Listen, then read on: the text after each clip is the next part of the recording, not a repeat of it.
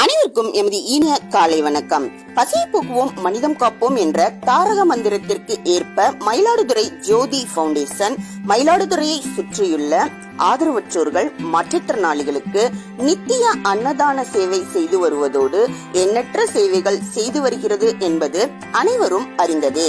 அந்த வகையில் மயிலாடுதுறை சேத்தூர் ஊராட்சி ஒன்றிய நடுநிலைப் பள்ளியில் இன்று பள்ளியின் தலைமை ஆசிரியர் புவனேஸ்வரி அவர்கள் வரவேற்புரை நல்கிட நிறுவனர் ஜோதிராஜன் அவர்கள் முன்னிலை வகித்திட விழாவில் சிறப்பு விருந்தினராக மாவட்ட ஆட்சியர் அலுவலகம் இயக்குனர் எம் ராஜா அவர்கள் கலந்து கொண்டு மாணவ மாணவிகளுக்கு பரீட்சை அட்டை, நோட்டு, பேனா, தண்ணீர் பாட்டில்கள், உபகரணங்கள் வழங்கி சிறந்த முறையில் 10ஆம் வகுப்பு தேர்வில் அதிக மதிப்பெண்கள் எடுத்த மாணவ மாணவிகளுக்கு விருதுகள் வழங்கி கௌரவித்து வாழ்த்துக்கள் தெரிவித்துக் கொண்டார்கள்.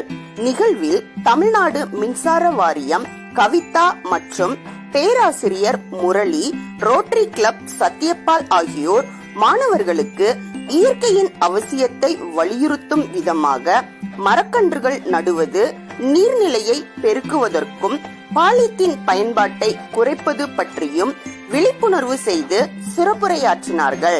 நிகழ்வில் அறக்கட்டளை தலைவர் ஆர் சேகர், இணை செயலாளர் ராம்நாத், சுகுமார், பொருளாளர் செந்தூர் செந்தில்நாதன், அறக்கட்டளை அறங்காவலர்கள் நடராஜன், தியாகராஜன், சுகுமார், வி சங்கர், கோவி சண்முகம், கார்த்திகேயன், பாஸ்கர், சம்பத், மணிகண்டன், ஈஸ்வரராஜ் கலந்து கொண்டு கலாமின் நினைவை போற்றும் வகையில் பள்ளியின் வளாகத்தில் மரக்கன்றுகள் நடவு செய்து சிறப்புரையாற்றினார்கள்.